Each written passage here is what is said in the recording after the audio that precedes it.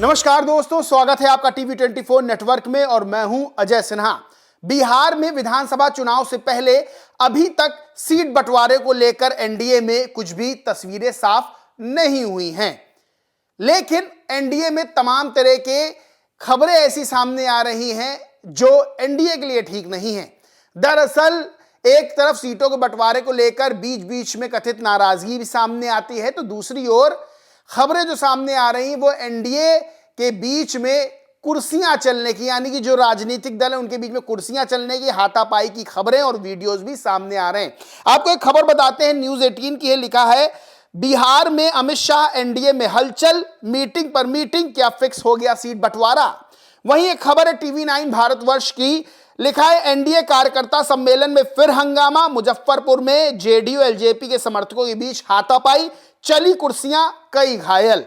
दरअसल एक तरफ सीट बंटवारे को लेकर माथापच्ची देखने को मिल रही है, बीच बीच में चाहे वो चिराग पासवान हो, चाहे वो जीतन राम मांझी हो, उनके बयान सामने आते हैं। वो बयान एनडीए में कहीं ना कहीं सरदर्द बढ़ाते हुए नजर आते हैं। अभी तक तारीखों की कोई घोषणा नहीं हुई है। यह माना जा रहा है कि 6 अक्टूबर के बाद कभी भी तारीखों का ऐलान चुनाव आयोग की तरफ से किया जा सकता है, लेकिन 243 सीटों पर किसको कितनी सीटें हासिल होंगी, इसको लेकर एक सवाल खड़ा हुआ है।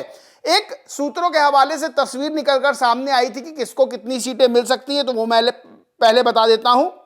यह बात सामने आई कि जेडीयू 102 सीटों पर चुनाव लड़ेगी, बीजेपी 101 सीट पर चुनाव लड़ेगी, जो चिराग की एलजेपीआर है उसको 20 सीटें दी जाएंगी, वहीं जो हम पार्टी है उसको 10 सीटें दी जाएंगी। अब यहां पर जीतन राम मांझी का एक बयान सामने आया था, जब जीतन राम मांझी ने कहा था कि कम से कम हमको 16 से 20 सीटें दी जाएं, क्योंकि उनको 8 सीटों की जरूरत है, जिसके बाद उनकी पार्टी को मान्यता मिल जाएगी। उन्होंने कहा था कि हमको 16 से 20 सीटें मिले तो अगर हम आधी भी जीतते हैं तो 8 सीटें जीतेंगे तब हमको मान्यता मिलेगी, यानी कि उन्होंने अपनी नाराजगी जताई थी और यह कहा था अगर नहीं देते हैं तो हम 100 सीटों पर तैयारी करेंगे। चिराग पासवान के जीजा का भी बयान सामने आया था जब उन्होंने सीटों को लेकर बयान दिया था। अब सबसे बड़ी बात यह है कि एक तरफ सीट बंटवारे को लेकर कोई भी तस्वीर साफ नहीं हो रही है, चुनाव करीब आ गया है, सवाल खड़े हो रहे हैं कि एनडीए में बड़ा भाई बनके कौन चुनाव लड़ेगा।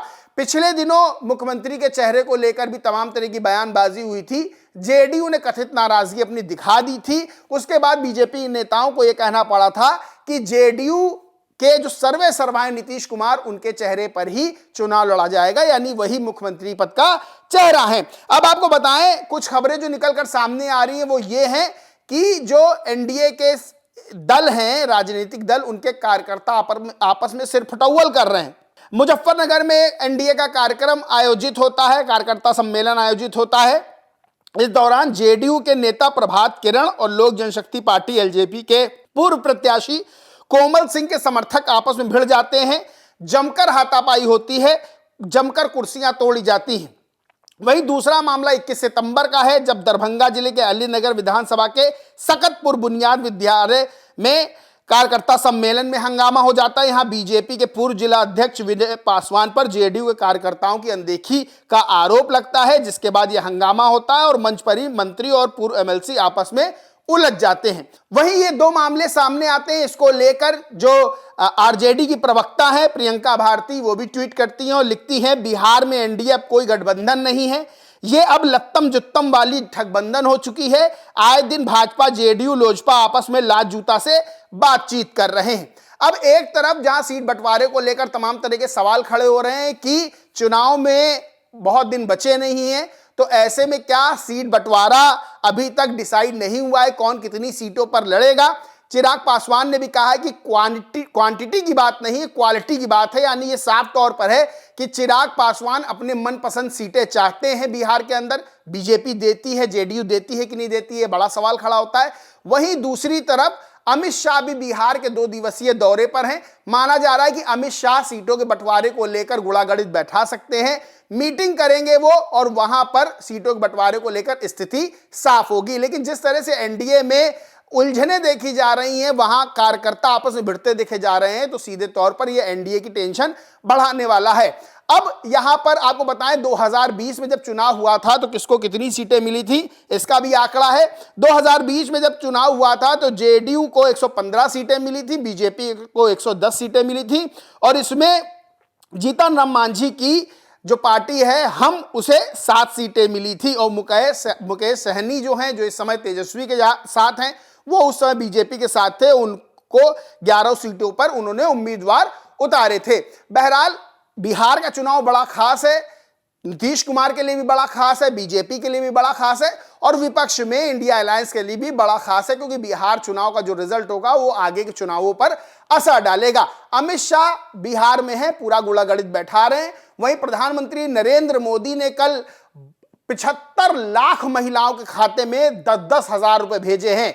अब इसको लेकर विपक्ष ये आरोप लगा रहा है कि बीजेपी सीधे तौर पर चुनाव से पहले जनता को घूस दे रही है, महिलाओं के खाते में 10-10 हजार रुपए भेजकर 75 लाख वोटर्स को अपने पाले में करने की कोशिश की जा रही है। आपको बताएं 47% के आसपास महिला वोटर्स हैं, यानी कि एक बड़ी संख्या महिला वोटर्स की, जिसमें से 75 लाख महिलाओं को बीजेपी ने 10-10 हजार रुपए देकर अपने पाले में करने की कथित तौर पर कोशिश की है। ये आरोप लगाए जा रहे हैं। प्रधानमंत्री नरेंद्र मोदी से पहले बिहार अभी हाल में ही आए थे, तब उन्होंने 36,000 करोड़ की योजनाओं का जो है योजनाओं की सौगात बिहार को दी थी। सवाल ये खड़ा होता है कि 18 साल से लगभग नीतीश कुमार मुख्यमंत्री हैं, ज्यादातर समय वो बीजेपी के सहयोग से मुख्यमंत्री बिहार के रहे हैं।